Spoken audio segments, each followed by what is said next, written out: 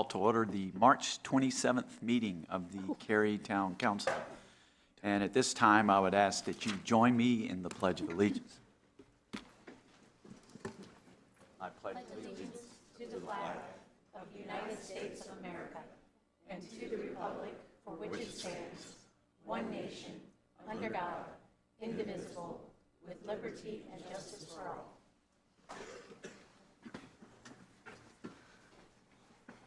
For the adoption of the agenda, we have 2 additional items to be added to the consent agenda due to time sensitivity of these actions.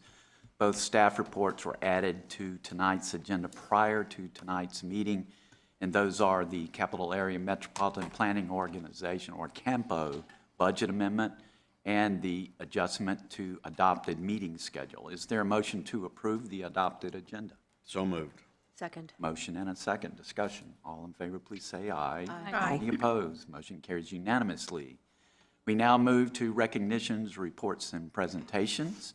Our first and only presentation is from the group Citizens Assisting Police, or CAP, and I'll invite Howard Singer and Robin Lane to join me at the podium.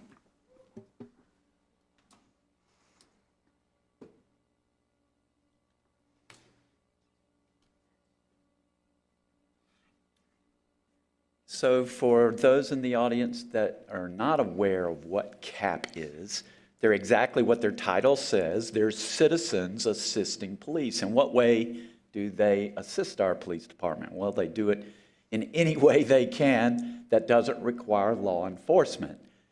And why is that valuable? Well, I can tell you, one, to be one of the safest cities in the nation is a partnership, not only with the police department, but with the citizens and businesses. We all work together to keep Cary safe.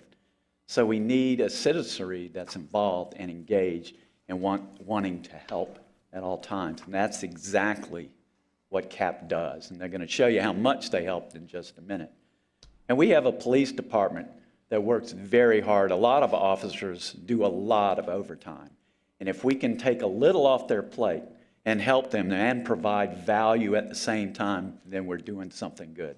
And that's what CAP has done for us. So we're so blessed to have all the CAP members working to help this, not only our police department, but our town. So thank you very much.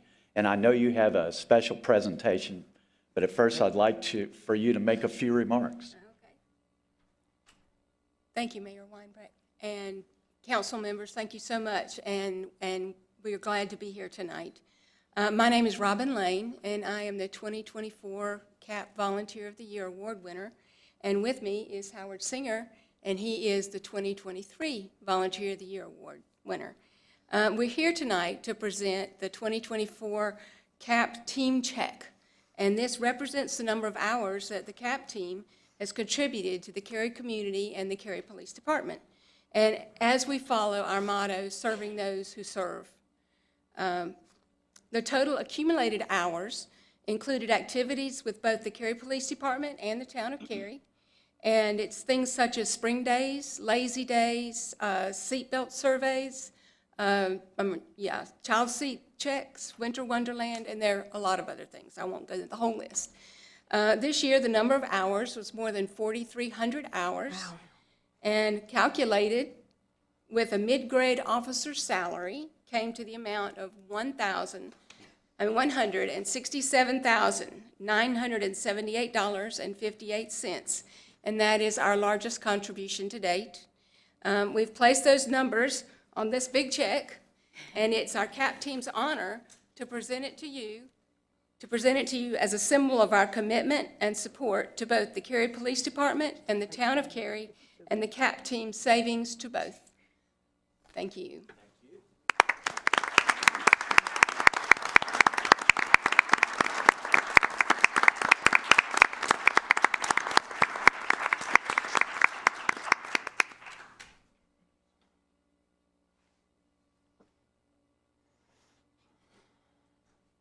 Will all the CAP members that are here, please stand so you can be recognized. Thank you so much.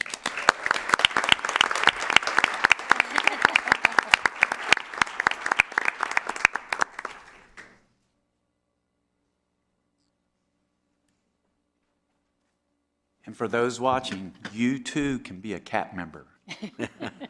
If you want to find out, just email me or actually Jenny Johnson or anybody in her staff, and they can tell you the way to become a CAP member.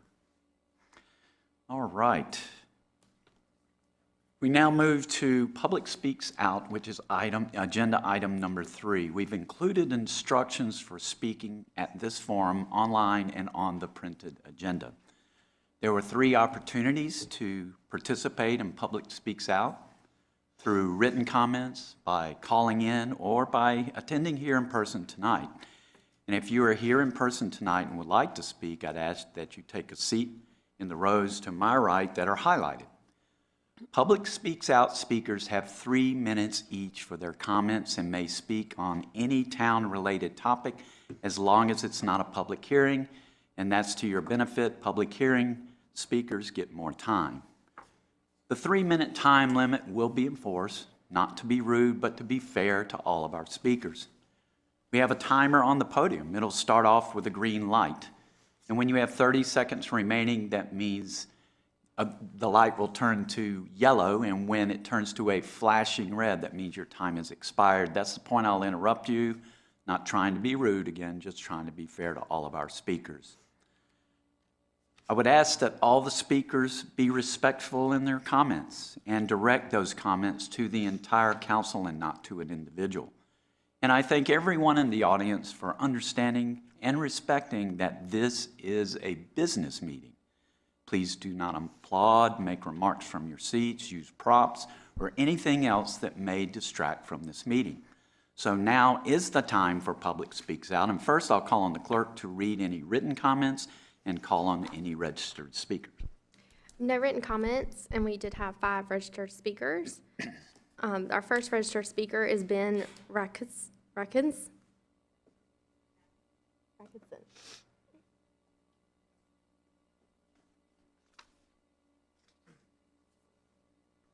Could you move to your left? Thank you.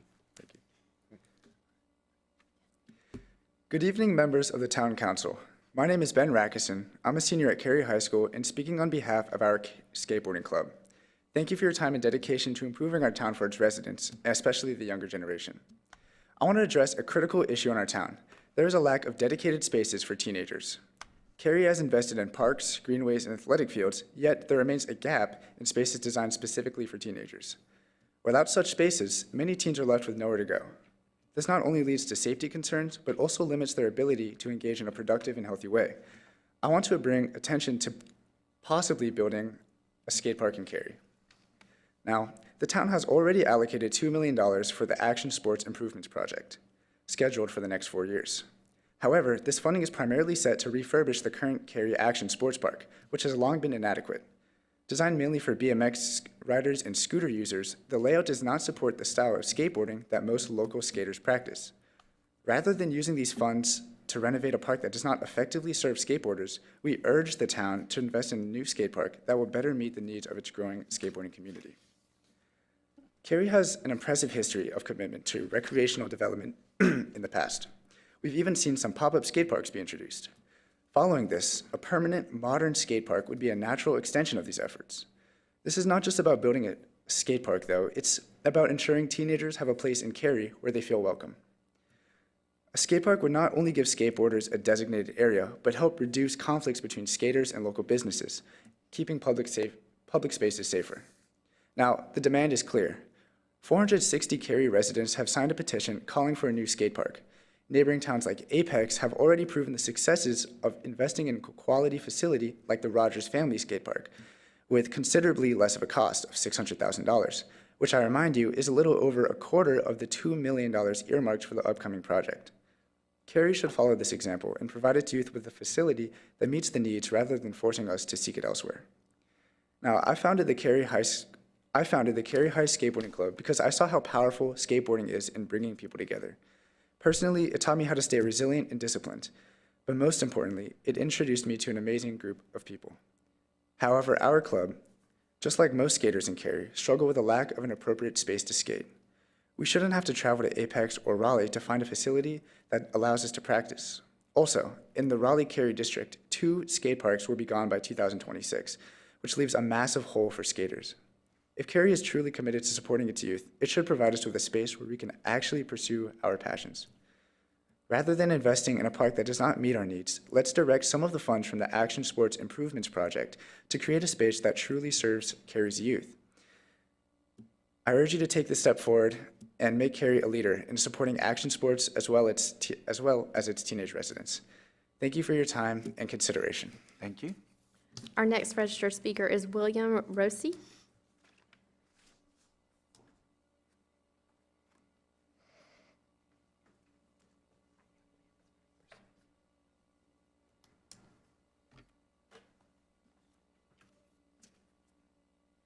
Good evening, esteemed members of the Town Council, and thank you for taking the time to hear me today. My name is William Rossi, and I'm here on behalf of the Cary High School Skate Club to discuss the growing need for a free skate park in our community. As many of you may know, Cary currently has a skate park, but it's a paid facility. While that park does serve a purpose, I'm here to tell you that it does not meet the needs of our skateboarding community. The park is primarily designed with ramps that cater to scooters and BMX bikers, not skateboarders. This mismatch is making it increasingly difficult for the skateboarding community to practice and grow locally, forcing many of us to travel out of town to find parks that truly cater to our needs. In fact, the need for a better skate park has only become more urgent in recent weeks. A skate park in Raleigh, just a short distance from here, was demolished to make way for new apartments. And within the next year, Comlin Family Skate Park in Raleigh will also be demolished. With these spaces disappearing, we are facing a situation where the few remaining parks in our area will be flooded with skaters from all over, creating a dangerous environment. These overcrowded parks will not only make it more likely that accidents will happen, worse yet, with nowhere else to skate, we'll see kids taking to the street, skating at all hours of the day and night, putting themselves and others at risk. But what we really deserve, what Cary really deserves, is a new, well-designed free skate park that caters specifically to the needs of the local skateboarding community. You take a trip to the Rogers Family Skate Park in Apex, you'll see a success of a facility that attracts dozens of skaters, scooters, and rollerbladers, regardless of the weather, day, or time. That kind of activity is what we need here in Cary, a space where our community can safely practice, grow, and thrive. Now, some of you may be aware that there is a $2 million budget allocated to improving the Cary Actions Park. However, this budget is being used for a paid park that caters to a community that doesn't align with the majority of skaters here in Cary. It is important to understand that not all of us have the financial means to pay for access to a skate park. It disadvantages the skaters who need it most, especially from those from economically disadvantaged backgrounds. The solution is simple. We need a new skate park, one that's free, one that's designed with the specific needs of our growing skateboarding community in mind, and one that will help to prevent accidents and promote a healthier, safer environment for our youth. Skateboarding is not just a sport, it's a form of self-expression, a way to stay active, and for many, it is an essential part of life. The growing demand for a better skateboarding facilities in Cary is clear, and it's that time we meet that demand. In conclusion, I ask you to consider the long-term benefits of investing in a new, free skate park for our community. It's not just an investment in the skateboarding community, it's an investment in the safety, well-being, and future of the youth in Cary. We deserve a skate park that reflects the needs of our community, and I believe with your support, we can make that happen. Thank you for your time and consideration. Thank you. Our next registered speaker is Jessica Tissue.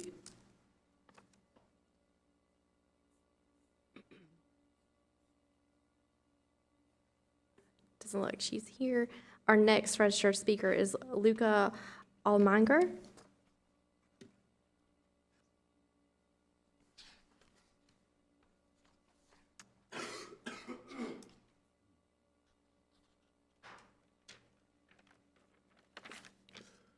Good evening, Council. Recently, I've noticed a lack of recreational skate infrastructure in the town of Cary. While I've not skated for upwards of 6 years, the skate community still holds a special place in my heart. To this day, I love the hobby. I urge the town of Cary to construct a new skate park on the vacant lot where the old library was. Why, you may ask? Well, for the community. It would be great to bring people from all walks of life to the center of my beloved town. But also this, we need more Groms. Groms can be defined as young skateboarders. Now imagine this. Now imagine this. One of these Groms were so talented that they could participate in the Olympics. Having a training facility for the next generation of skaters would breed champions in Cary. Up until this point, no American skater has won gold in the Olympics. Let us invest in the community and produce the next Alex Midlers, Nigel Houstons, and Tony Hawks. What else is in it for the town of Cary, you may ask? Well, economic benefit. Skateboarders from across the country and the world will flock to Cary to see these future Olympians' previous stomping grounds. This will bring more money to the local economy, supporting our local businesses even more, making Cary and the state of North Carolina even more prosperous. Why not invest in great skateboarding infrastructure when other sporting facilities exist in the town of Cary, like the USA Baseball Complex? Together, the citizens of Cary can bring their very first skateboarding gold medal home to the United States. Thank you, Council. Thank you. And our last registered speaker is Alton Moore.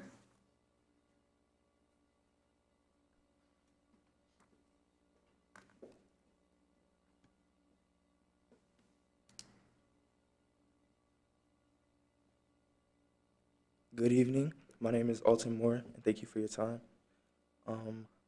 Hello, my name is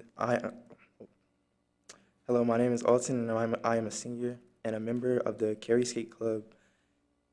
And I think building a skate park in Cary would be a significant step toward enhancing our community. This would be providing a positive, safe space for residents of all ages. Right now, many skateboarders in the area are left to practice in areas that aren't meant for the sport, which can be a safety hazard and disrupt other activities in local businesses. A dedicated skate park would not only reduce these risks, but also give us enthusiasts a space to practice, push our creativity, and connect with others who share the interests of skateboarding. The Triangle area offers a skateboard culture of well-designed, professionally built skate parks that cater to all skill levels. Raleigh itself is home to popular skate parks such as the Skate Raleigh Skate Park, Marsh Creek, and the now demolished former DIY skate park, Graveside. These parks serve as a hub for local skaters, providing a safe and structured environment for both beginners and advanced skaters to come practice and improve. Skateboarding is an outlet for many, a great personal hobby to learn new life skills. The commitment to promoting skateboarding culture has led in a growing community with a variety of events and competitions that attract skaters from across the Triangle area. A quality and free skate park in Cary will benefit the whole community, not just for a new safe and quality space that can be a hub for positive social interaction where young people learn respect for not only themselves and others, but also the skate park. Discipline and persistence in life is also needed. It can help reduce issues like boredom or disengagement, which often lead to more negative behaviors and activities. A skate park within the community is very beneficial to those who are also less fortunate and cannot always get to other local skate parks, but also want to follow their passion for the sport. By investing in a skate park, Cary would not only be creating a safe space for the sport I love, but also investing in the future of its community and youth. Promoting active lifestyles and strengthening our sense of unity. Let's build something that benefits everyone. Let's make Cary a place where skateboarding and the community thrives together. Thank you for your time. Thank you. No additional registered speakers. If you are here tonight and would like to speak at Public Speaks Out, now's your opportunity, and I would invite you forward. Anyone to speak at Public Speaks Out? Seeing no one, will close Public Speaks Out and move to the consent agenda. For the benefit of people watching our meeting on TV this evening, I'll take a moment to review the consent agenda items. Please keep in mind that one vote approves all these items. On the consent agenda, we have minutes, 24 REZ Wesley Manor, disposal of surplus property, 23A03 Bachelor Road, which is at 1009 Knotty Oaks Drive, annexation. Approval of Sustainability and Climate Action Strategy, 22 REZ03 Bachelor Road at 1009 Knotty Oaks Drive. Capital Area Metropolitan Planning Organization Budget Amendment, adjustments to the adopted meeting schedule. Would council members like any of these items pulled for discussion? If not, I would entertain a motion to approve the consent agenda. So moved.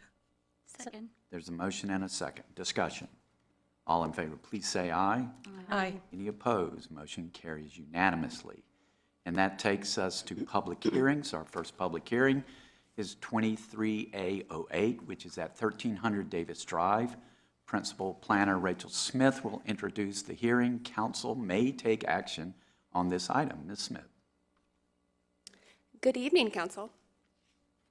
This is a request for annexation of approximately .64 acres located at 1300 Davis Drive. The property is just to the east of the annexation agreement boundary Cary shares with Apex, and is also to the east of the CSX Railroad. The property is located in Cary's extraterritorial jurisdiction and is adjacent to Cary's corporate boundary on its southern and eastern borders. There is an existing home, and annexation is sought to connect Cary utilities due to well failure. Water and sewer service is available to the property. The zoning is residential 20, and no rezoning is requested at this time. Following the public hearing, a decision may be made by the council on the annexation request. Thank you, Ms. Smith. Now is the time for the public hearing for 23A08 at 1300 Davis Drive. And I would first recognize the clerk for any written comments, call-in speakers, or registered speakers. No written comments nor registered speakers. If you are here in the audience and would like to speak at this public hearing, now's your opportunity, and I would invite you forward. Anyone to speak at this public hearing? Seeing no one, I'll close the public hearing, open it up to the council for questions, comments, or motion. I'll make a motion to approve 23A08. Second. There's a motion and a second. Discussion. All in favor, please say aye. Aye. Any opposed? Motion carries unanimously. Our next public hearing is actually to combine. It's the 24A06 at 227 and 309 Barbie Road and 24 REZ 13 at the same address, rezoning. These will be presented together, as I said, and Assistant Planning Director Katie Dry will introduce the item. Council will not take action on this item or these items tonight. They will be referred to our Planning and Zoning Board for their review and recommendation, and will return to us at a later date. Ms. Dry. Yes. Good evening, Council. This is a request for annexation and application of initial Town of Cary zoning for approximately 9.18 acres in Chatham County, addressed at 227 and 309 Barbie Road. The property is located along Barbie Road, and it's just north of Luger Shop Road. The property is not within Cary's extraterritorial jurisdiction, but is adjacent to our corporate boundary. The concurrent annexation petition 22A06 has been filed, and the decision on the annexation will be held to occur with the decision of the rezoning at a later date. On this map, the pink color represents property within Chatham County, zone Chatham County R1. The Chatham County Windy Hill neighborhood is immediately to the west of the site. Destin is directly to the south, and other Cary developments in the vicinity include Homestead, Woodall, Young Farms, Providence at Yates Pond. The Homestead development is currently under development plan review. The rest are either under construction or complete. The Farrell Road rezoning, which is located on Barbie Road just across from the site, has recently been submitted and will hold its neighborhood meeting next Wednesday, April 2nd. According to Cary's GIS data, the site does not appear to be impacted by stream buffers. Field determination of these features will occur at the time of development plan review.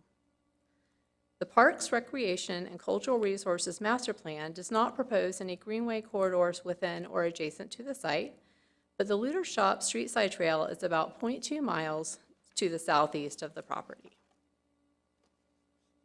Barbie Road is on a local road, and there are no overhead power lines along the site's frontage.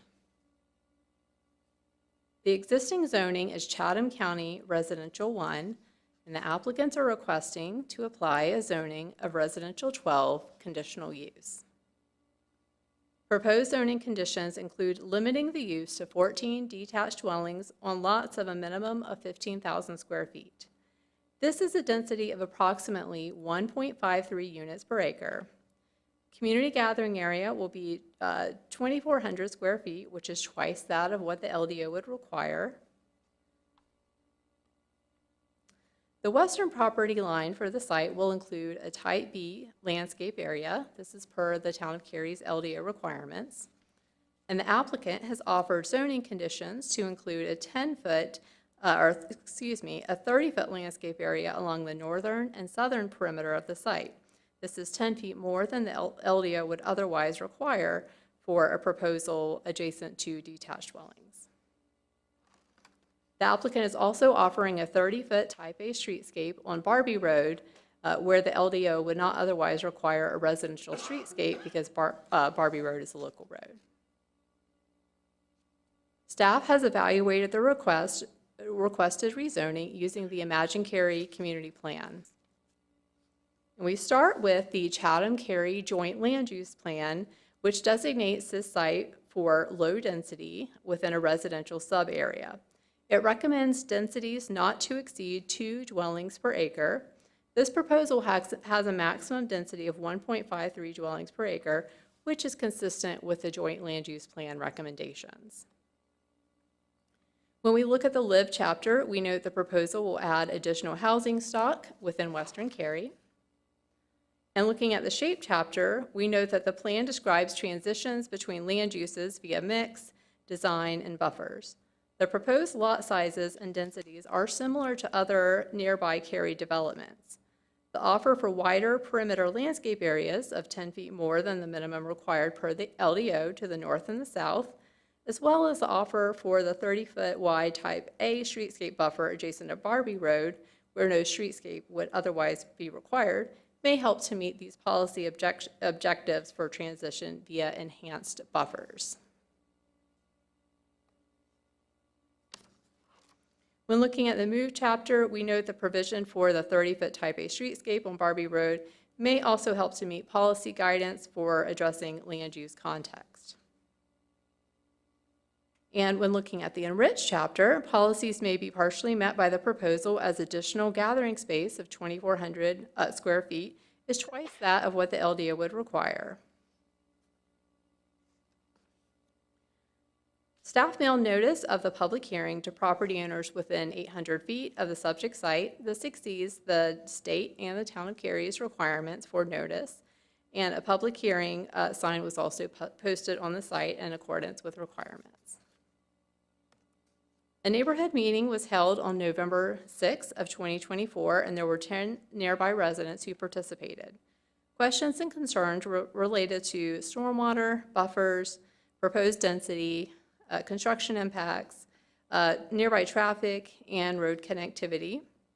After the neighborhood meeting, a letter was also received on behalf of neighboring property owners sharing similar concerns regarding density, stormwater, and other impacts. Following the neighborhood meeting, staff have received 2 phone calls following the posting of the public hearing signs with concerns about the density and questions regarding stormwater and community gathering space. So this concludes my presentation. The applicant's representative, Ashley Terrazas, is available to provide their comments, and following the public hearing, I will be available for your questions. Thank you. Thank you, Ms. Try. I would invite the applicant forward at this time.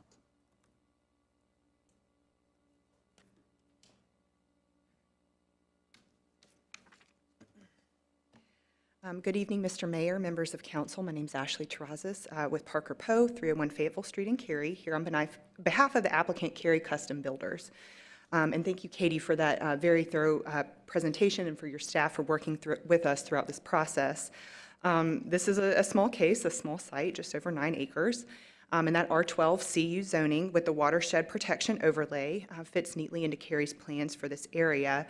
And with respect to bringing this into Cary, it is appropriate and preferable that this 9-acre site comes into Cary so that it develops under Cary's more restrictive development standards in terms of stormwater control standards, frontage improvements, street standards, buffering, et cetera. And this is a site that the town can serve and has planned to serve. And also better from a public health and safety perspective, that these new residents in an area with a very strong housing demand are served by municipal water and sewer. So the overall goal for this small subdivision, that it be 14 larger lots with custom homes, very similar to the Destin subdivision immediately to the south, and other new subdivisions in this area around Barbie and Ludershop Road. It's east of the rural boundary line in the Chatham-Cary Joint Land Use Plan, which recommends a density of up to 2 acres here, and we have, via zoning conditions, reduced that down to a little over 1.5 units an acre. And so we've worked on conditions to make this small development more consistent with Cary's guiding documents, including, again, capping that density, increasing the minimum lot size, doubling the size of community gathering space to make sure there's a meaningful amount of space for these handful of neighbors to congregate and recreate within their neighborhood. Also a 30-foot streetscape buffer there on Barbie Road. This was not provided on Destin, but in working with staff, we included this to provide a wider buffer and more screening for the homes from Barbie Road to better meet policies related to transitions and buffering. And so that's it, the case in a nutshell, but I also want to say a few words about our community engagement and our engagement with the community for this case. So at that neighborhood meeting that we held last fall, we did hear some concerns from neighbors, and at that meeting, our team offered to meet them on site to look at, what they were concerned about. We brought our engineer, we brought the developer, we brought town staff, Lisa Booz, I'm sure you all know her.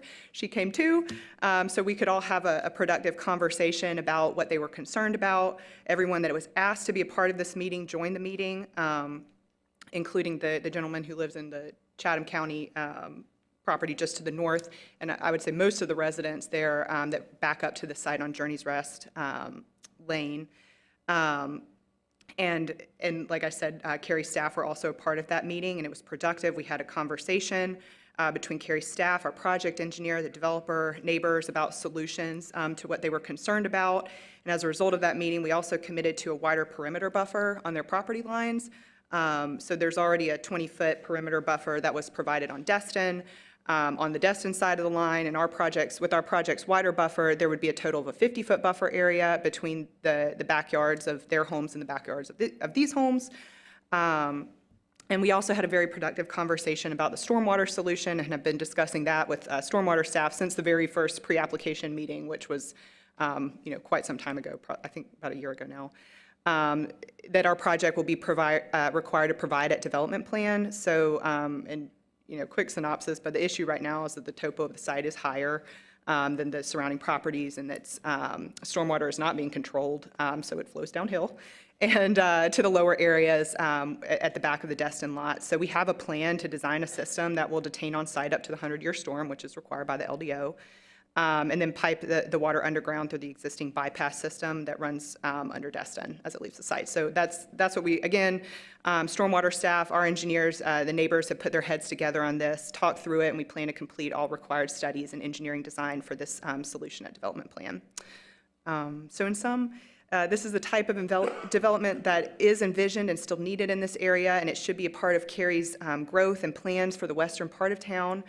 We put in a lot of work in this process and had many constructive conversations with staff and neighbors who were willing to engage with us, and we're looking forward to providing a small but beautiful community that fits within the fabric of Cary. Thank you so much, and we're looking forward to the discussion this evening. Thank you. So now's the time for the public hearing at 227 and 309 Barbie Road, annexation and rezoning. And first, I'll call on the clerk for any written comments, call-in speakers, or registered speakers. We did have one virtual speaker, but they've fallen off and said that they'll submit comments later. And they also have a speaker here tonight that can submit comments on their behalf. We had 4 registered speakers and 3 written comments. So our first written comment is from Wilma Slade, and she also submitted comments as well, speaking as well. Then Pat Maynard requests that the zoning application for the Barbie Road preserve the rural character of the area, protect wildlife, and limit light pollution by using low-level lighting similar to nearby Windy Hill. They also suggested setting the speed limit on Barbie Road at 45 miles per hour, adding bike lanes or sidewalks for safety, incorporating a natural berm and buffer, ensuring underground utilities, and maintaining the road. Additionally, they recommend setting a minimum lot size of 2 homes per acre to balance the development with adjacent larger properties. Our next written comment was from Ash Patel, expresses concerns about the impact of construction dust, noise, and dirt on nearby residents, suggesting the use of non-permanent buffers to minimize disruption. They also request clear specifications for home setbacks, privacy, maintaining plantings, and the type of fencing between developments, along with the assurance that the existing stormwater drainage will be significant to prevent flooding in the neighborhood destined development. Now for our in-person speakers, T.C. Morphus is our first in-person speaker.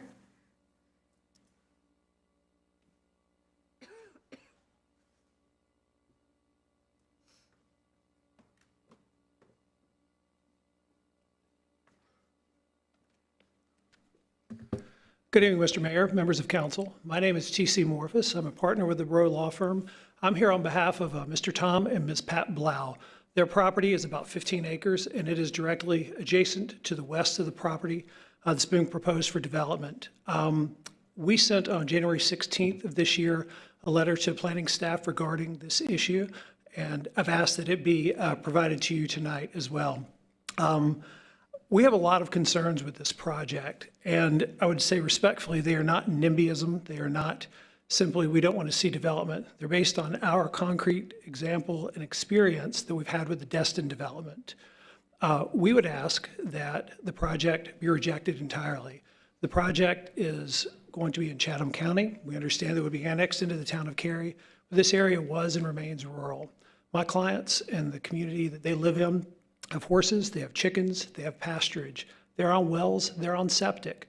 It would be financially infeasible, even if it were possible in the future, for them to get onto the town's water system.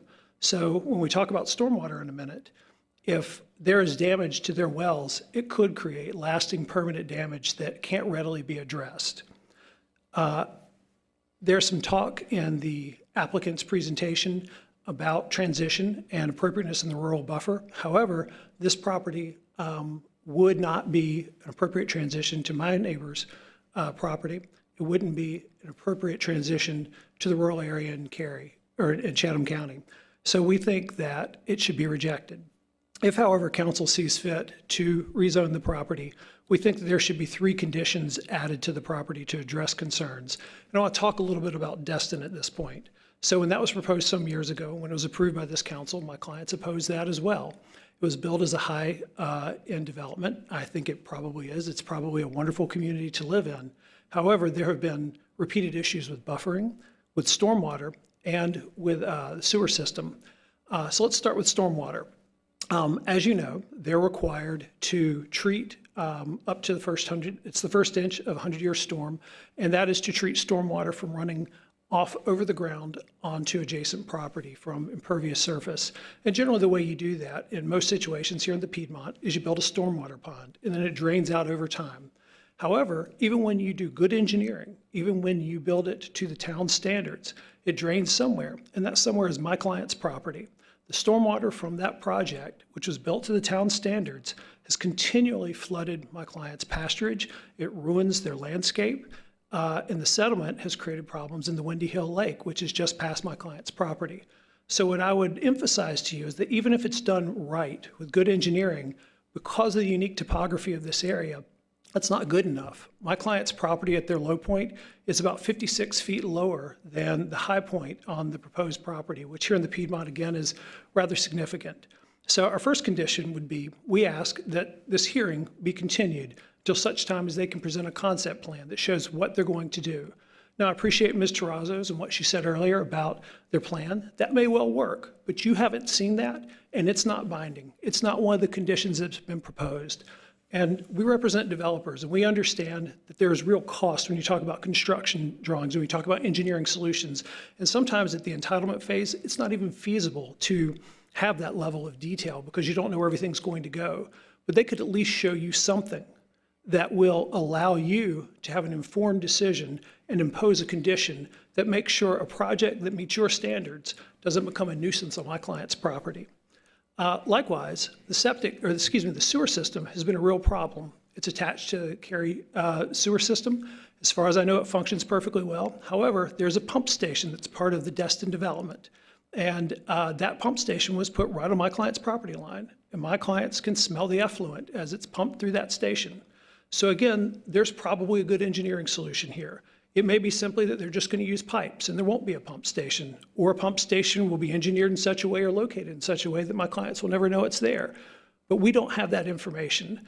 So we would ask again that the hearing be continued until such time as you have information that you can impose a condition that addresses my client's concern. And lastly, buffering. Destin Development essentially had no buffering. My clients have had to spend about $80,000 of their own money on fencing and on trees and whatnot to try and address that. We appreciate that the developers listened to the neighbors to the north and the south, and they've proposed a 30-foot buffer. We would ask at a minimum that there be a 30-foot type B buffer along our property line as well. So respectfully, we ask that the rezoning be rejected. If, however, council deems appropriate otherwise, we ask that the matter be continued until you have enough information to make an informed decision. Thank you for your time tonight. And this is the attachment that Mr. Warfus referred to. Our next registered speaker is Eric Borzino.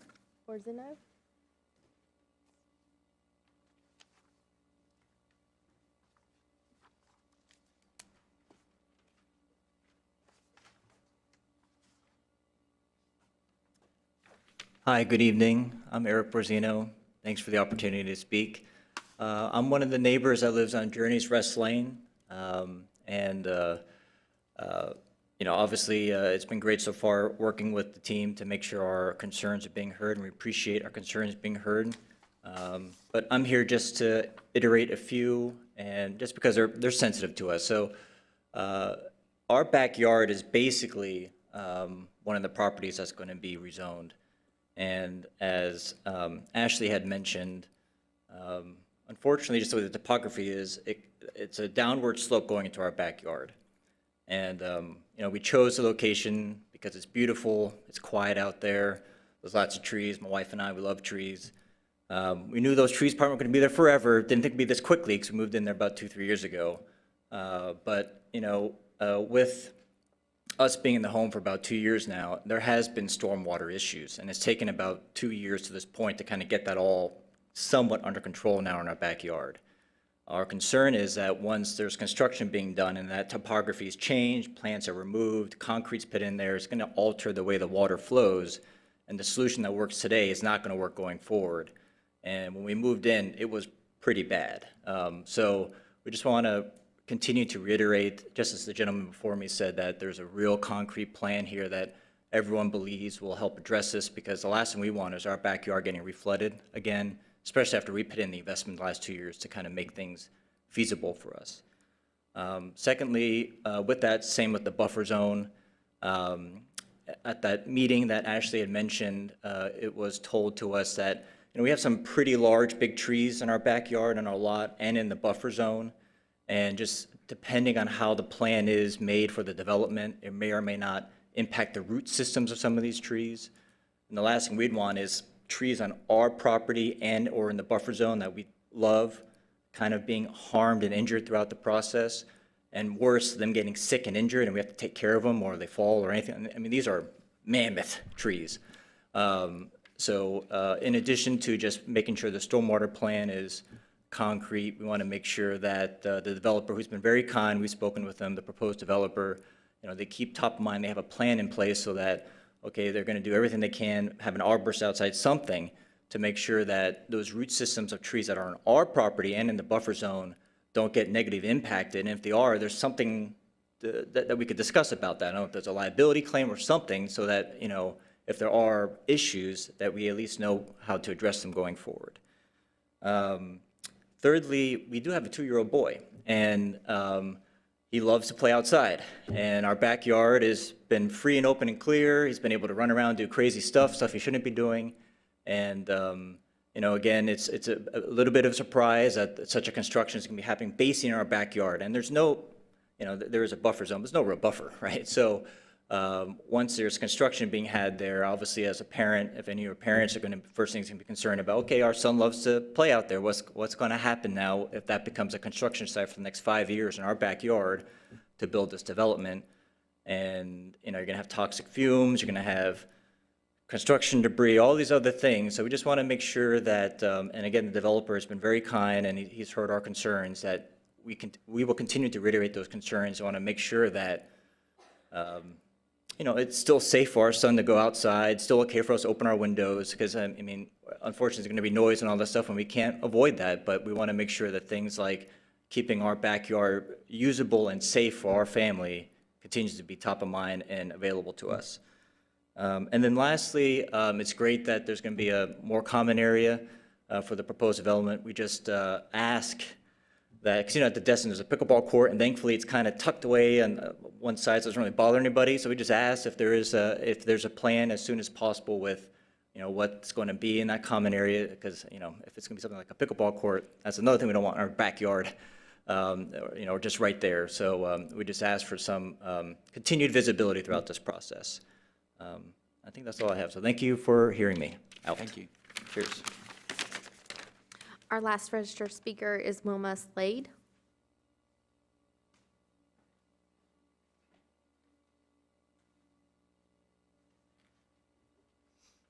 Council members, I feel like I should get rid of my papers because everything I have written here has already been stated. But I'm going to read through it quickly because that stormwater issue and the way that the water currently flows through the Destin community on Journey's Rest Lane ends at my property. So I am really, really concerned about the proposed fix to the flow of stormwater. And I'm concerned about it because I want to make sure that what the applicant is planning to do is covered in their development plans. Lisa Booth personally came to my property, reviewed everything, brought 2 members of her team, and I trust what they've told me, and I'm hoping that it will improve the current situation. This is the second home I've built. This is my ADA for ever home in Destin. It's the second one, and I've enjoyed both of them. The applicant plans to build the 14 homes on the property to the rear. It's behind our properties on Journey Rest Lane. I have several areas of concern: stormwater, transportation, that residual gathering place, and the potential extension of Journey's Rest Lane and the town of Cary pump station, which you've already heard about. The applicant did have a very, very productive meeting with us. In all the projects that I've been involved with, this is the first time an applicant has ever brought their whole team out to walk our properties and speak with us, so we really appreciated that. They've come up with a plan where they would install an inlet with grates, and the flow of stormwater would still come behind my properties from 6 properties above me. It would still flow down to that inlet, to that graded area, as well as the stormwater from the new development would flow to that inlet. And the plan is to develop that inlet and put in pipes connected with the Destin system such that we don't have the ponding of water in my yard that we had during the last really, really big storm. So that's the plan, and we're watching it closely. We're looking forward to seeing this concept that they've come up with further defined in the design and development phase. Regarding transportation, I got new information on that tonight that was encouraging. My concern is whether any road work improvements are planned for Barbie, Luda Road, or West Farrell Road. There are currently 40 homes in Phase 1 and Phase 2 of Destin, and there is a Phase 3 that may include an additional 27 to 30 homes. I'm concerned about the potential impact to the flow of traffic from Barbie and Luda Road with the addition of these 2 projects and an upcoming project that could add as many as, I think, up to 230 homes. So I was hoping that just the combination of those 3 projects would trigger a traffic study, and I just heard tonight that there will be a traffic study, so that's good news. Also, Journey Rest Lane currently ends at Destin lots 9 and 10, we were informed by the Destin developers that our street would end at our development. My concern is whether or not the applicant plans to extend Journey's Rest Lane into the new 14-home community. I don't have an answer to that. That gathering space that you've already heard about, we do appreciate that the buffer has been increased from 20 to 30 feet, but there is still a concern about the potential for noise from that gathering space if it borders the area nearest Destin. My final concern is there is currently a Town of Cary pump station. You've heard that mentioned already. It's located adjacent to Destin Lot 10. We were told again by the builders that it was put there to accommodate the Destin community. We do have the smell, we have the noise. It's been an ongoing problem. The Town of Cary has been out there repeatedly to try to work those problems that we've identified. I would like to confirm that the applicant does not plan to link the 14-home community to that pump station. There would be ongoing issues in maintenance and noise, and I think it would just be a worse situation if they plan to add to that pump station. Thank you for listening. Thank you for allowing me to comment. Thank you. No additional registered speakers.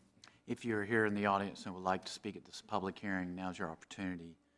Anyone to speak at this public hearing? I'll close the public hearing. Before I turn it over to staff members, I want to make my comments based on what I've observed hearing. Adding conditions have to be, just to be clear, have to be volunteered by the applicant. We cannot require those conditions. As far as continuing the public hearing, I think it's important to understand that anyone and everyone can speak at every council meeting about anything they want. That's a guarantee. So I would invite you back. We don't need to continue the public hearing. You can talk on this topic at any council meeting. And then the stormwater seems to be an issue that we need staff and the applicant and the residents to have a meeting. I would just ask that if you could do that, please do that, because there seems to be a lot of uncertainty, a lot of concern, and I think a lot of that can be addressed, or at least I would hope it could be. And then the last questions about road improvements that are planned. I know we have that information. I'm guessing those are DOT roads. They are. DOT's broke, so the odds of getting anything done anytime soon is remote at best. Pump station smell, I heard that more than once. If we could have somebody work with the residents on what's going on with that. But one thing I want, excuse me, one thing I wanted to summarize what this public hearing is for is a rezoning, and a rezoning is about the type of use and not necessarily all the details. Concept plans are sometimes provided with rezonings, not always. I think in this case, it might help the applicant's case if they provide a concept plan. I don't think they're required to. They're not required No, to. they're not required to provide a concept plan, but if they have one and they are willing to share it, that would probably be a good idea to help some of the applicants' concerns, because their concerns have to do with a lot of the details, and rightly so. If I'm next to something and I don't know what it looks like and I only have vague terms, I would be concerned too. So those are my thoughts, and I would open it up to my colleagues now. I have a few questions. Sure, yeah, questions. This is your You can district. go. You can go. I just have questions. Along the frontage of Destin, is there a sidewalk on Barbie? Yes, there's currently a sidewalk along the Destin frontage. Along the west side of the road where Yes. Destin is, okay? And then, on average, what are the size of the lots for Journey's Rest and, well, the other Destin neighborhood? Yeah, lots? so Destin is zoned R12, and just looking at lot sizes just to the south of this site along Journey's Rest, they generally range between 19,000 to 22 to 26,000. That's generally the range I'm seeing. Okay, so a little bit bigger. And I'm sorry, I forgot what you told us the buffer proposal is on the west side of this property. Yeah, so along the western side, and I'll pull up the slide, would be the LDO requirement. So the LDO Okay. minimum requirement, which is a 20-foot landscape area that would run along the backs of the lots. Okay. And it doesn't look, with that drawing up, it doesn't look like Journey's Rest would then be stubbed like a sharp right to go northbound into this site. Is that, There's currently not a stub to go north off of Journey's Rest. okay, so this, the stub ends to the west, as if someday Windy Hill redevelops, then that would be Correct. pushed through at that, yeah, that makes sense. Okay. All righty, I think those were my questions. Can you tell us why the pump station is having these problems? I mean, we haven't gotten complaints before about pump stations having an odor or anything. Yeah, that's something I can definitely speak with our utilities staff and send a follow-up to, if that's okay. Okay. Other questions or comments? I have a couple, but Sarika, you can Sarika? go, that's fine. Okay. So you hit most of mine. Okay. We're I on forgot to the ask, what are mind you going to map. ask about the pump station? I So we'll was- leave to the pump station. Yeah. Go for it. I had the pump station Yeah, on my list. we'll leave it for her then. There was an interesting note in the staff report on the annexation, because we're talking about both of these at the same time, about the fire department being concerned that there's not enough hydrants there, and there's not access. Will that be addressed before it comes back to us, or at least before it gets to planning and zoning? Yes, the applicants have actually submitted a development plan to add a hydrant closer in proximity in this site. So we would not bring it back before you all for a final decision until that item has been addressed. Yeah, that was a little bit concerning. And I was specifically also looking at the stub. The stub is to the west as well, but there is a property on the other side of the stub. I just wanted to ensure in some, just so that we talk about it, that there is, that there may be a condition added, just, to share this with the applicant, that you will specifically say you are not connecting. I think that might help the people in Destin know that you don't have a plan to connect. Because there is a property that does not have a house on it, which would actually make it possible for you to connect. So that might give the residents of Destin a better feeling that that connection may not occur. And then I noticed the sidewalks. I'm assuming that the streetscape on Destin is also 30 feet. Is that right? Because it would be, I appreciate the applicant offering 30 feet, but I also am appreciative of consistency along Barbie. Is it 30 feet for the Destin Yeah, neighborhood? since Barbie Road is designated as a local road, there's not an LDO requirement for a streetscape. So where Destin's located up against Barbie Road, there is a platted landscape area along the rear of those homes, but not a separate platted streetscape where this site is proposing a separate platted streetscape. Okay, that's just more of a consistency look and feel type. And is the other development that you mentioned, the Farrell property, is that something we're going to see soon? It would be nice to consider all these around the same time rather than piecemeal. Yeah, so the Farrell rezoning is running a few months behind this one. So they recently submitted, they would be holding their neighborhood meeting next Wednesday. So, and generally it's a few months after that before it's brought to council for a public hearing. So I would say best guess maybe they're 4 to 5 months apart as far as timing goes. Okay, great. I think that's all mine. Thank you. I have some questions. I want to ask about, and I don't know what the proper terminology is when we're discussing the brightness of lights. I've forgotten, I think it was Patrick, I don't have my glasses on, so I can't read my own writing. Patrick Menard wrote in about, the brightness of, I think described the Destin lights as runway lights, which made me, that piqued my interest, primarily because I know the nature of this area is intended to still feel rural. And I'm wondering, do we have, I don't know, is it lumens? I don't know how you, do we have light maximums as part of our ordinances? So that this is, as it especially develops further in that area, I'm wondering if that's, that light pollution angle, that's legitimate. I can tell you, on my street, I'm glad there's not a street light right out in front of my house, if I'm being completely honest. But they're, very reasonable in downtown. But when you go in a really rural area and you put in a bright light, that's a very significant change. So I'm curious as to what our approach is to light brightness. Is that the right term? We do regulate lighting, and we do have requirements for cutoff fixtures, and we do also review lighting levels. That's something we could certainly look into further as well. Could you consider, and maybe we can discuss this amongst us as well, ways that we can also perhaps have area-specific lighting approaches? There's some places I think where we need more lighting. There are areas, especially downtown, where we could use a little bit more.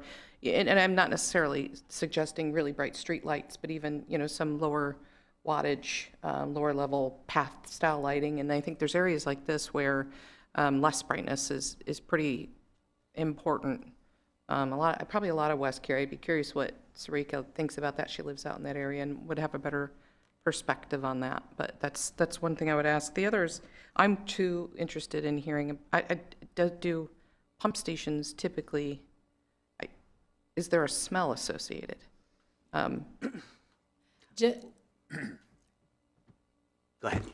Yeah, go ahead, Kate. That, I was going to say, that's an item that. Really, we need to spend more time on that for an Okay, answer yeah. tonight. Yeah.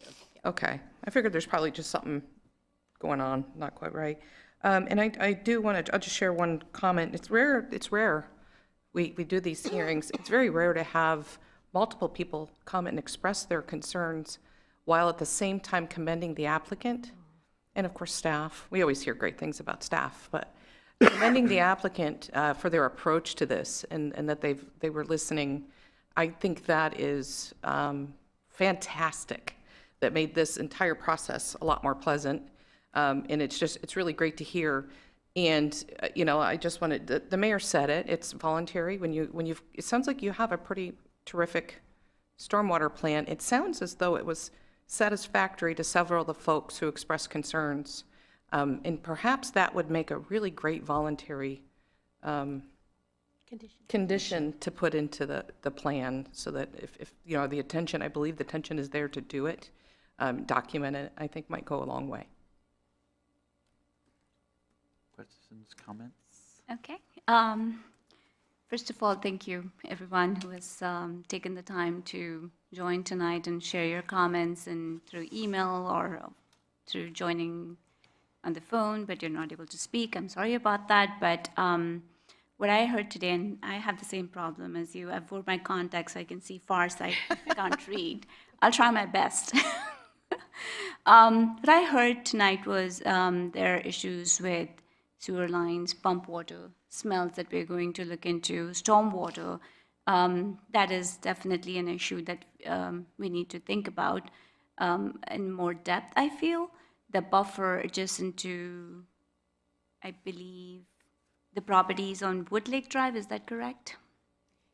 Yes, Wooded Lake Drive. So I don't know, like, is there something that we can do there, or do you think that meets our requirements and that's something we will have to go with? But Yeah, I'm sure the applicant, if they wanted to look into options further, can certainly take a look at that. sure.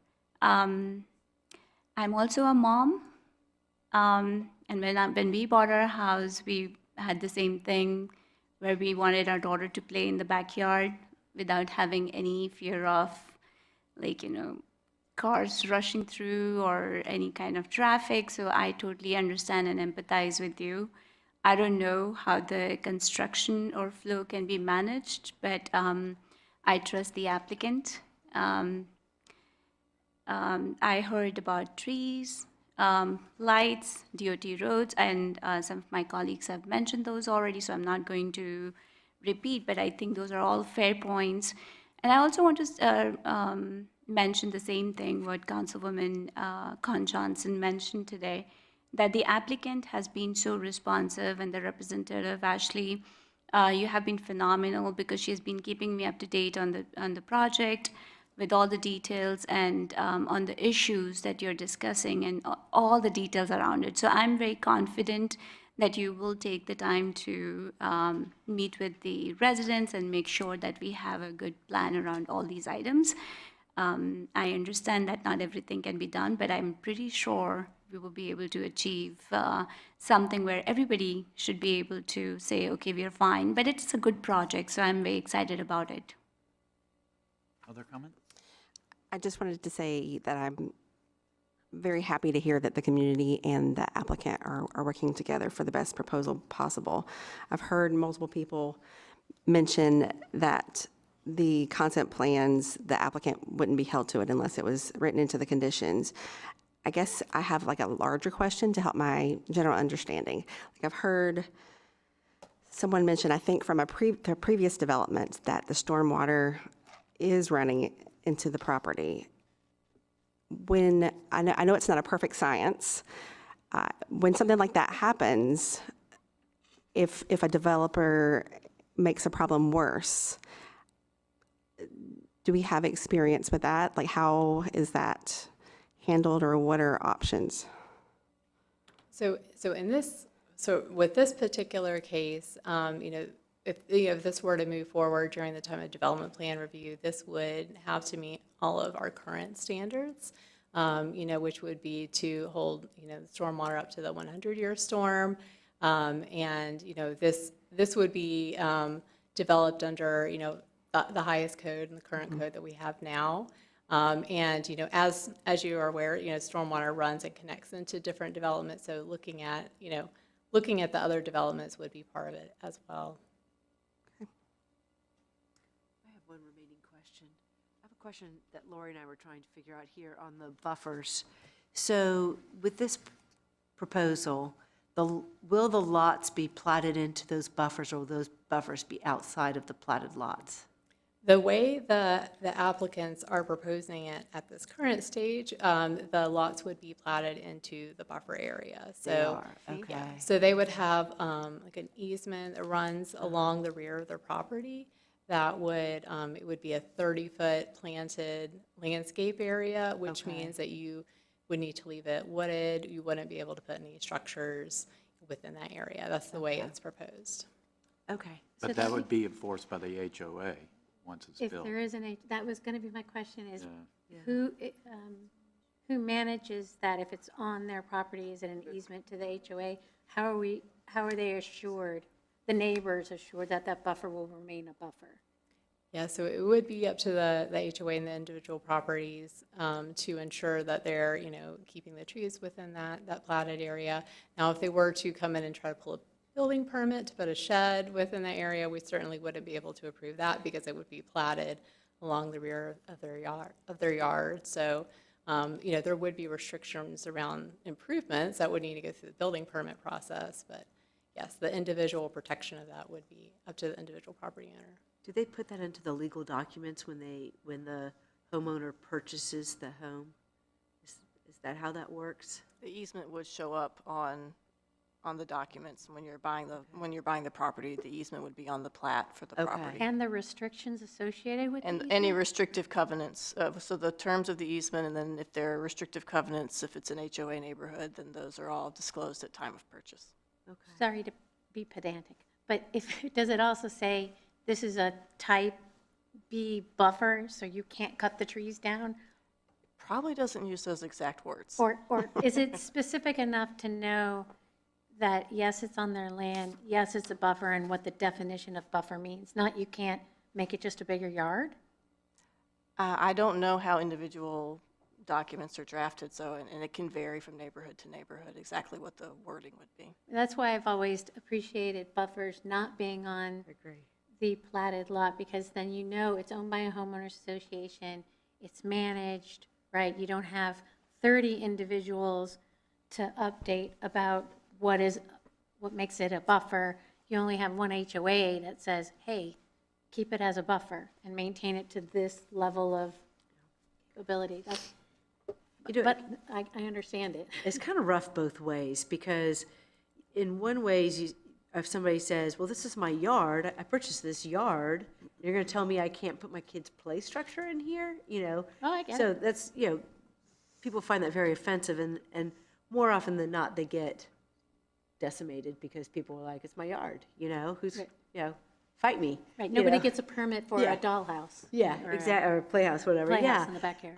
On the flip side, sometimes we have subdivisions that have the buffer outside of the platted lots, and people just like, it's like extra yard for me, you know, and they use it anyway. So I don't know if it really helps that much to have it outside the buffer, but I typically like to have, or outside the platted lots, but I typically like to have the buffer outside of the lots when possible.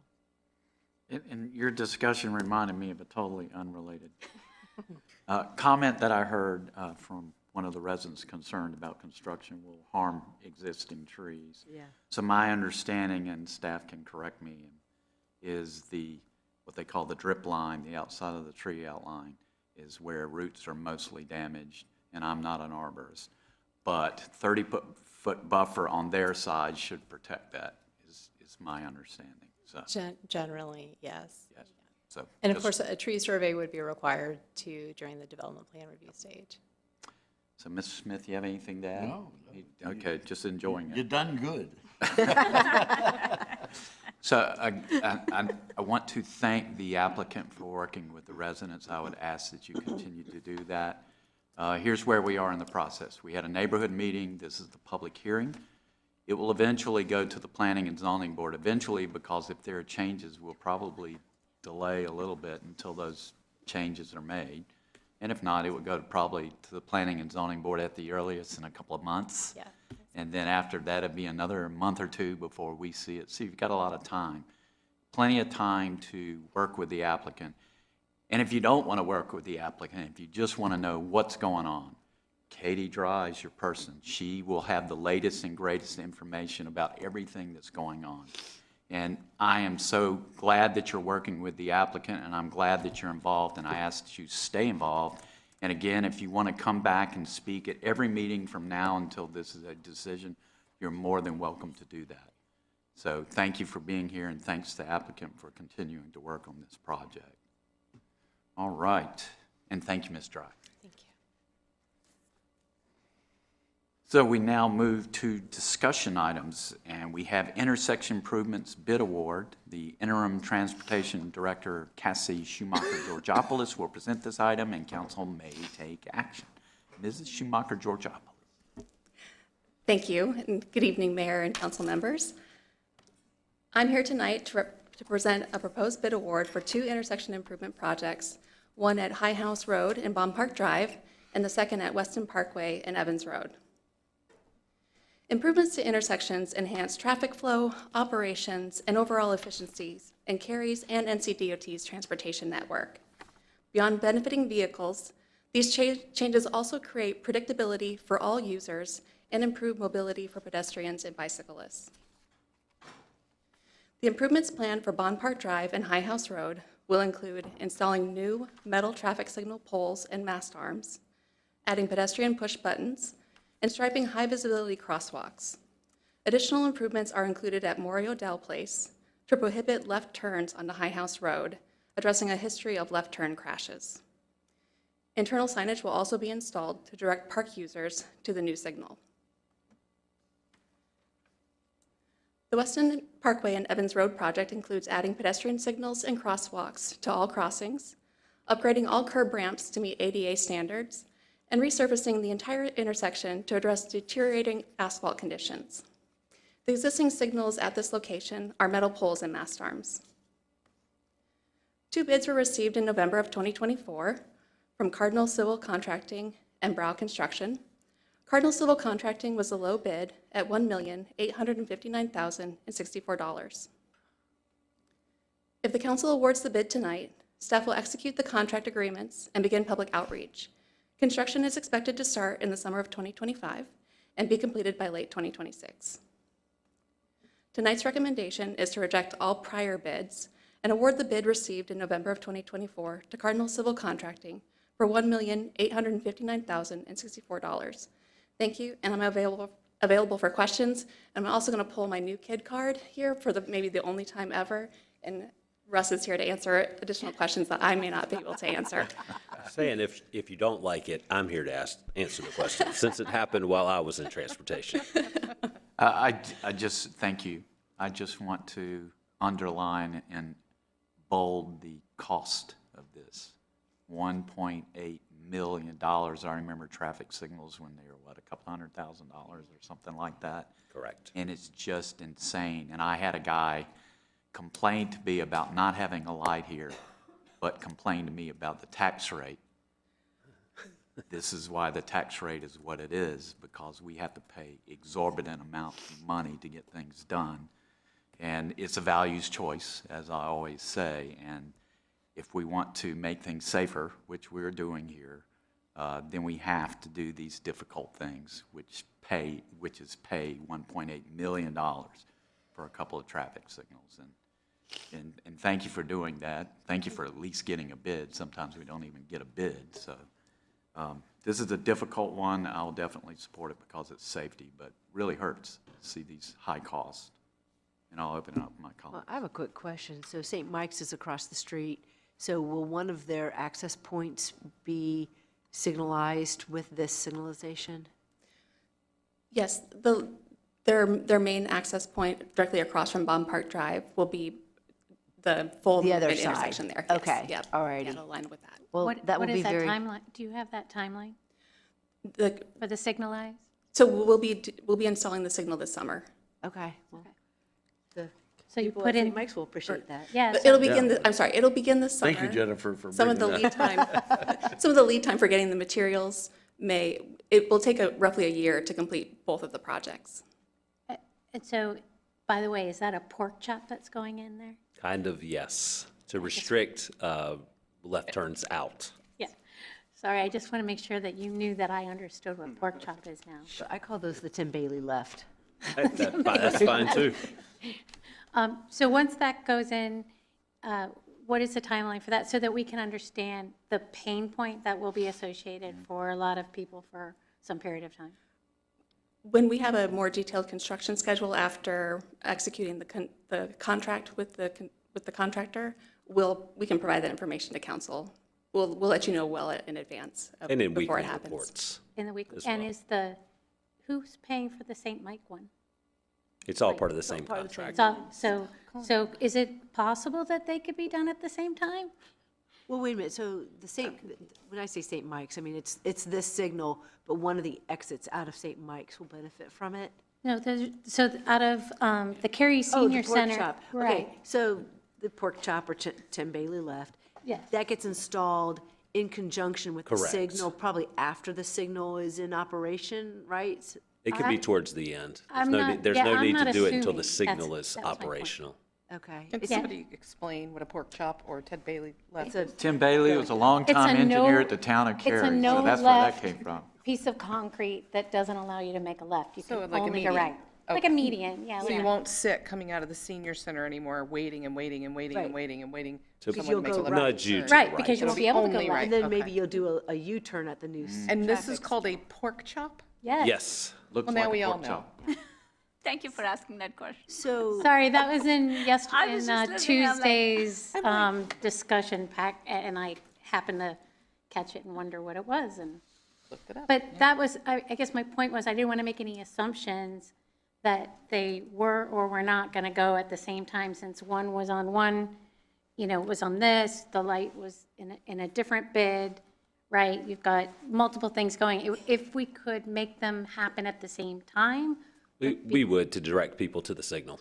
You don't want to make it harder for people until the signal possibly Right, makes exactly. it easier. Exactly. I didn't want to make any assumptions that we were already planning that this way. And to that point, do we control the timeline that much? I mean, We can control in other the words, timeline like that July much. 4th, we don't want people going to Sertoma and having to navigate construction. It will not be this July the 4th. It will not.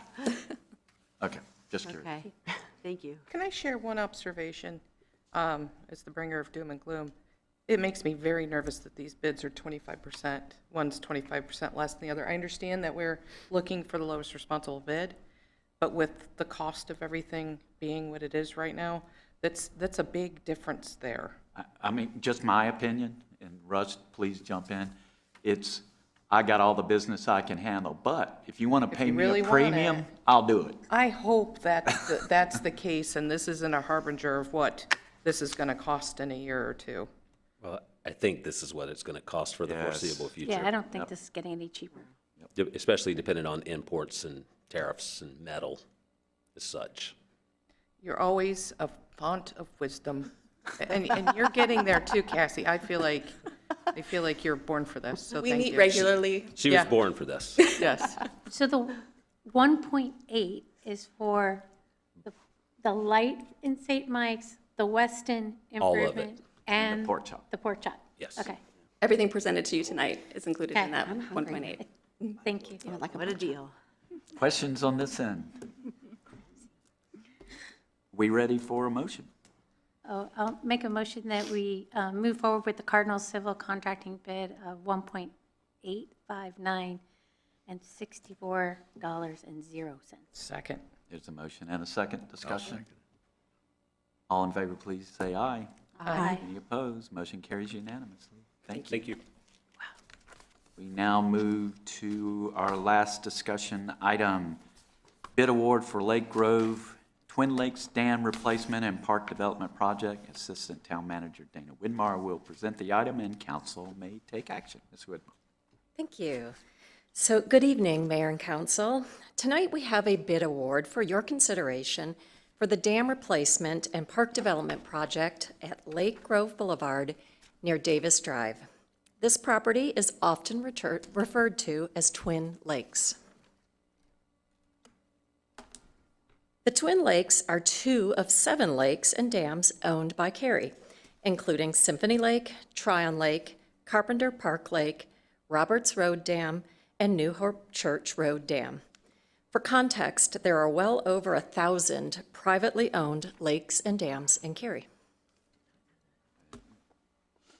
The Twin Lakes, which date to approximately 1958, are northeast and upstream of Lake Grove Boulevard and east of Davis Drive.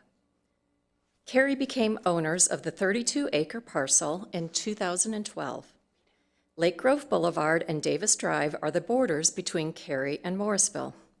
The 2 dams are critical infrastructure and are considered high hazard due to more recent development that has occurred downstream, primarily south of Lake Grove Boulevard in Morrisville. The primary purpose of this project is to replace each dam shown in this photo, or this plan, and to construct new outlet structures in the center of each dam. Dredging will also occur as part of the project. These improvements are an essential next step in development of the property. Additionally, new greenways will be added, with existing greenways depicted in the red color on the map, and new greenways depicted as yellow. The greenways that will be constructed as part of the project will connect with an existing trail on Downing Glen Drive and an existing greenway along the west side of the property. Upon completion, a greenway trail will fully encircle the lower lake and provide access across both dams. The greenway costs are a minor part of the overall project. The property currently serves as a natural amenity with open space, vegetation, and greenways in addition to the lakes. This photo is looking upstream at the upper dam. The upper lake is 8.5 acres and the lower lake is 5 acres. In addition to rebuilding the dams, the project will provide better access to the natural amenities located on the property. Cary received 6 bids on March 5th. Conti Civil LLC was determined to be the lowest responsive and responsible bidder.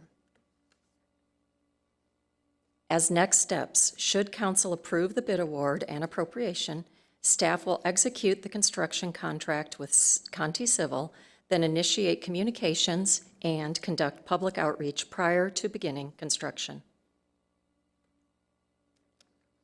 Staff recommends that council award the dam project to Conti Civil LLC for $4,432,442 and appropriate $1,178,368 in additional funding from recently completed and closed projects. Thank you for your consideration, and I'm available for any questions you may have. Thank you, Ms. Whitmore. Personally, I view this as a safety issue. You got to do it. I love the fact that we're doing communications. Living across the street from a lake that's been dredged and all that, the complaints are just nonstop. The fish are being killed, the smell, and it just goes on and on and on. So that's coming, I can tell you. We'll have fully written, frequently addressed questions, so asked questions. But something we got to do, in my mind, and again, what a cost. Yeah, holy cow. Big number. So can you remind us, because Lori and I are trying to remember, why did we acquire this in 2012? Lisa, do you want to answer? My understanding it's part of a development agreement, or? It was a complicated deal with a nearby development, and so it was part of their, I guess they had a PDD. I'm looking to see, but we don't have many planners here who were here in 2012. It was part of their development of the adjacent property at the time, and that they dedicated that parkland to Cary. That was so kind of them. Oh, thanks. Oh, I can't believe we did that. Yeah, we've since changed the LDO a little bit to talk about what kind of water features and dams we might want to accept as dedications of parkland. It was a learning experience. That's a penny on the tax rate, basically. That brings up a point. The pond in my neighborhood, we all pay dues for that to be dredged every so often. And so there's no such thing. So the town's on the hook for having dredged this every so often because they have to be dredged depending on the outflow every 10 years, 20 years or less. Accumulation of the silt. Yep. Yeah. With Symphony, our estimate is at least 25 years. That was the one last year. Okay. And obviously, this one hasn't been done in many, many years. So in many cases, it's much longer than 10 years. Are there any other development ones? I mean, Twin Lakes is clearly a development. Symphony doesn't feel like a development because Coca Booth is on one side of it. Same thing with Tryon Lake. I mean, we own the Well, Carpenter Park. I didn't know that we owned Carpenter Park. We can look at the history of how we got all those and provide you the information on all of them. And help us not take on any more. Correct. Yeah. So just for clarification, Carpenter Park is the one that's between Preston Village and Carpenter Park and is bordered on the end by the library site. Is that right? I think there's a land between that and the library. It's There's like a low slip of land. land. It's Yeah, just like low We'll land. get information. We'll get information on that one, too. Okay, but I'm just trying to make sure I'm thinking about the right park, right pond. Carpenter Village Park, that Yeah, lake. that Yeah, lake that, yeah, there's a dam there. yo, I know there's a dam, but I Yeah. didn't know we owned it. I didn't either. That's what Other questions or comments? Are we ready for a motion? It's inside a park. Yeah, it's inside a park. Who wants to Want make a somebody motion? That's a good question. Why Make a isn't that motion for $4 million. Oh, sure. I'll make a motion that we award the Twin Lakes Dam project to Conti Civil LLC for $4,432,442 and appropriate an additional $1,178,368 from completed and closed projects. There's a motion Second. and a second. Discussion. All in favor, please say aye. Aye. Any opposed? Motion carries unanimously. Thank you, Ms. Whitmore. Thank you. The council will now need to go into closed session, and I would entertain a motion. Oh, pursuant to GS 143-318, A1 and 3, I move that we hold a closed session to consult with attorneys employed by and/or retained by the town in order to preserve the attorney-client privilege between the attorneys and the town, and to prevent the disclosure of information that is privileged or confidential pursuant to the law of the state and not considered a public record within the meaning of Chapter 132 of the General Statutes. Second. Motion and a second. Discussion. All in favor, please say aye. Aye. Any opposed? Motion carries unanimously, and the council will now move into closed session at 1:0035. We should take some.